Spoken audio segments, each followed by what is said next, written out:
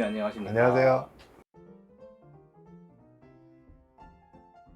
의학적으로는 이 안구 안화뼈의 마진을 기준으로 해가지고 그보다 그 기준선이 있거든요. 그 기준선보다 앞으로 나와 있느냐 뒤에 있느냐에 따라서 돌출눈, 함몰눈을 구분을 하는데 그게 우리 일상생활에서 그렇게 쉽게 접할 수 있는 정도는 아니라고 저는 생각을 해요. 왜냐하면 잘 보기가 힘들어요.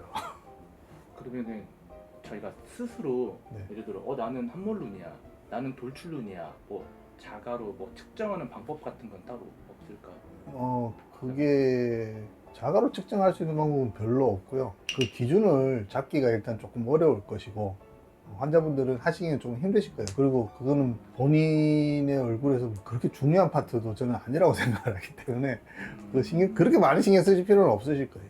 만약에 자기가 눈 성형을 하는데 그게 어떤 뭐 제약이 되거나 뭐 그런 경우는 굉장히 극소수예요. 그렇기 때문에 그건 그렇게 신경을 안 쓰셔도 되거든요. 그럼 원장님이 말씀하신 바로 얘기를 하자면은 함몰눈이든 돌출눈이든 심하지만 않으면은 눈 성형에는 크게 지장은 없다. 네, 그게 함몰눈이든 돌출눈인가가 중요한 게 아니고 눈이용의 쌍꺼풀을 예를 들면 쌍꺼풀이 어떤 모양의 어떤 사이즈로 어떻게 들어갔을 때 눈이 예뻐지고 얼굴에 조화를 이루느냐를 찾는 게 더 중요한 거지. 함몰눈이기 때문에 이렇게 되고 뭐 돌출눈이기 때문에 이렇게 되는 건 약간의 팁은 있는데 그거는 이제 수술하시는 원장 선생님이 조절을 해주실 문제지 환자분은 그렇게 신경을 많이 쓰시지 않으셔도 됩니다. 이 말은 저도 많이 들었어요. 함몰눈이라고 하면은 좀 눈이 꺼진 사람들이다 보니까 네. 나이가 좀 들어 보인다는 그렇긴 걸 하죠. 드리고 그 반대로 돌출눈이면은 좀 눈이 좀 커 보이고 뭐 어려 보이지만 인상이 강해 보인다 라는 그렇죠. 말인데 이게 뭐 맞는 그런 느낌을 주기는 합니다. 아무래도 돌출돼서 앞쪽으로 나와 있으니 강한 인상을 줄 것이고 뒤로 들어가면은 인상이 약해질 것이고 그 다음에 지금 나이 들어 보인다 뭐 이런 얘기를 하시는데 그 얘기 왜 그러냐면 나이가 들면 안아 주변에 있는 연부 조직들이 전부 다 약화가 일어나고 뭐 쉽게 말씀드리면 지방들이 꺼져 들어가고 위축이 일어나기 때문에 눈이 뒤로 들어가는 게 사실입니다. 그래서 나이 들어 보이는 거예요. 그래서 뭐 함몰눈이 나이 들어 보인다라고 하는데 젊은 사람들에 있어서는 함몰눈의 크라이테리아에 들어가더라도 그 팽팽한 느낌이 있기 때문에 그렇게 나이 들어 보이지는 않아요, 사실은. 나이가 좀 드신 분이 그게 같이 나왔을 때 그게 좀 심하게 나옵니다.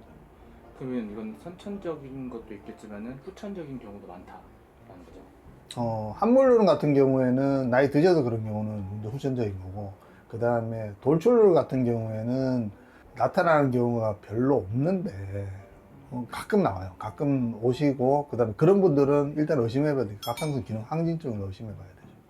그런 경우는 눈이 좀 튀어나오거든요. 근데 그게 아니면서 자기가 타고난 모습이 그러면은 이제 거기에 맞춰서 이제 다시 성형수술을 하면 되죠. 그러면은 어쨌든 성형수술을 하러 오신 분이면은 네. 기본적으로 쌍꺼풀 수술을 많이 생각을 하고 오실 수도 있는데 그렇죠, 쌍꺼풀 눈이면. 수술만으로도 개선이 가능한 부분인가요? 그럼요. 계속 가능하죠. 일단 이제 그런 함몰이나 돌출이나를 떠나서 성형외과에 눈 성형 때문에 오셨다면 일단 기본적으로 쌍꺼풀이 없는 경우가 우리나라는 거의 대부분이고 그 다음에 눈이 예쁘지 않고 뭔가 불만이 있으시기 때문인데 대부분은 이제 그 돌출이나 함몰이라는 거기다 끼워 맞춰보면 주로 함몰 쪽으로 가게 되죠. 대부분이 돌출적인 경우도 있기는 합니다만 그것도 이제 근데 거기 맞춰서 잡으면 됩니다.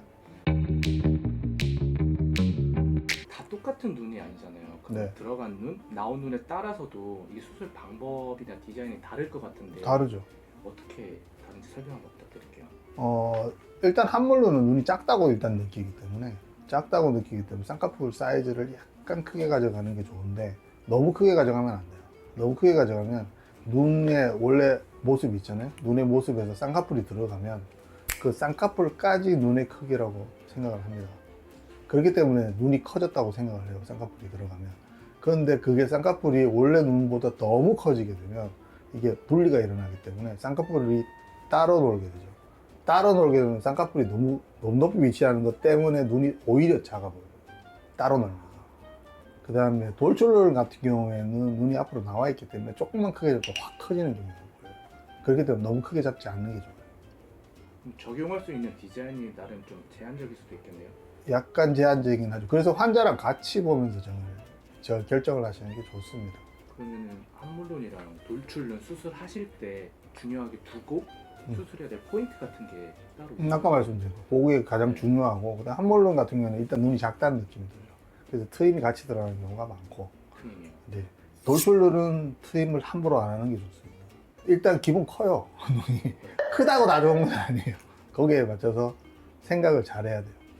그러면 함몰룬 같은 경우에는 쌍꺼풀 플러스로 트임을 같이 하는 경우가 하는 많습니다. 경우가 왜냐면 눈이 작다는 느낌을 주기 때문에 거기다가 눈이 뒤로 들어가 있고 그러니까 연부 조직이 위축돼 있다는 느낌이 들면 지방 이식이라든지 이제 연부 조직을 보충해 주는 수술이 들어가는 경우가 많은데 포인트는 너무 과하면 안 됩니다. 과하면은 거기가 연부 조직이 진짜 말 그대로 함몰돼요. 트임 말고도 혹시 다른 수술도 병행을 하거나 같이 하는 경우도 있나요?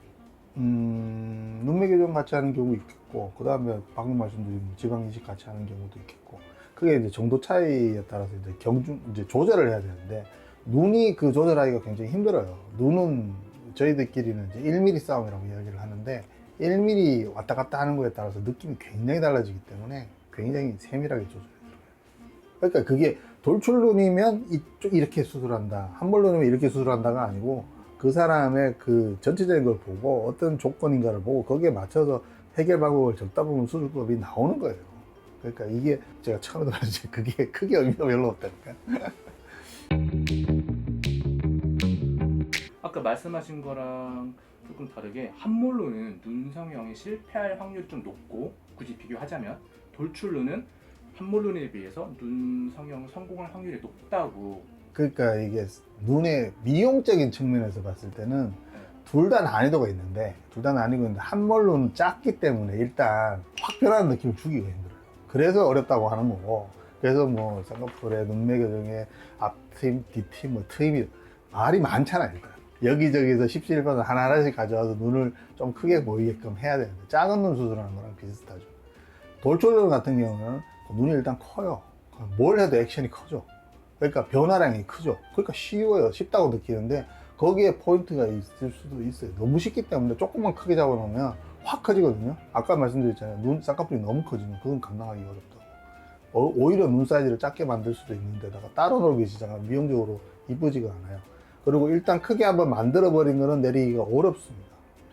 그래서 까딱 잡아다가 거기서 실패해가지고 계속 실패로 갈 수도 있어요. 이제 말하다 보니까 이제 그 말이 무슨 말인지 알겠는데 함몰눈이 왜 어렵다 그런지 이제 이해가 됐는데 작은 눈이기 때문에 작은 눈을 크게 만들기 굉장히 어려워요. 그 사람들은 크게 만들어 달라고 이야기를 하실 테니까 분명히 그래서 그게 어렵다고 이야기를 하는데 그거만 욕심을 좀 줄이면 생각보다는 잘 나올 수도 있어요. 자기가 눈이 커질 수 있는 한계가 있는데 그 한계를 딱 인정을 하고 나면 그 안에서 예쁘게 만들면 되죠. 그럼 원장님 궁금한데 함몰루는 쌍꺼풀을 해도 완전 눈 크다 이런 느낌은 안 받는데 그렇죠. 자기 눈의 사이즈는 어느 정도 한계를 가진다니까. 이게 안구가 있잖아요. 해골의 그 크기가 있잖아요. 그 구멍의 크기. 그거보다 더 커질 수는 없어요. 그 바꾸면 눈이 아닌데 쌍꺼풀이 눈 밖에 있으면 이상하잖아. 그죠? 그러니까 그게 작은 사람은 한계를 가지는 거예요. 앞트임 뒤트임을 아무리 많이 한다고 해서 눈이 갑자기 왕방울만해지진 않아요. 소눈이 되지는 않는다니까.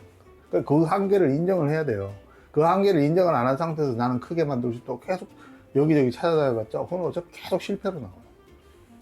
그리 말하니까 생각나는데 쌍꺼풀을 좌우를 다르게 수술하는 건 어떻다고 생각하세요? 다른 디자인으로. 다른 디자인으로 그럼 짝짝이가 되잖아요. 짝짝이가 되잖아요. 그런데 일부러 그렇게 해달라는 사람도 있습니다. 왜?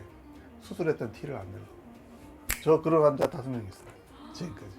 근데 원장님이 눈에 말씀하신 게 사람은 완벽한 대칭이 아니다. 저 완벽한 대칭은 아니죠. 그럼에도 불구하고 짝짝이로 그냥 일부러 만들어달라. 처음부터 디자인을 다르게 잡아달라고 하시는 분들도 있습니다. 그만큼 주관성이 강해요. 성형수술은. 이거는 진짜 주관적인 거예요. 말씀하신 대로. 네. 이쁜 연예인들이 주로 돌출눈이 많대요. 저 눈이 크다는 이야기예요. 진짜.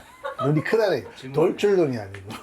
그러니까 기준을 달았을 때 아. 돌출눈이 함몰눈보다 많대요. 연예인 분들이 이쁜 눈이. 그러니까 이 네. 말에 동의하세요라고 제가 질문을 드리려고 했는데 동의 안 하시는 전 동의 안 것 합니다. 같고. 제가 그냥- 보기에는 연예인들의 눈은 그냥 그 친구가 예쁜 거예요. 돌출이 아니고. 그게 제가 했잖아요. 그 공통점이 눈이 커요. 돌출눈처럼 느껴지는 거예요. 돌출눈 아니에요. 그런 분들 대부분. 돌출눈이면 이상하게 느껴져요. 저희들이 봤을 때. 의학적으로 돌출은 저는 아닌 것 같아요. 저 아까도 말씀드렸는데 인터넷 찾아보시거나 혼자 고민하신다고 해결 안 납니다.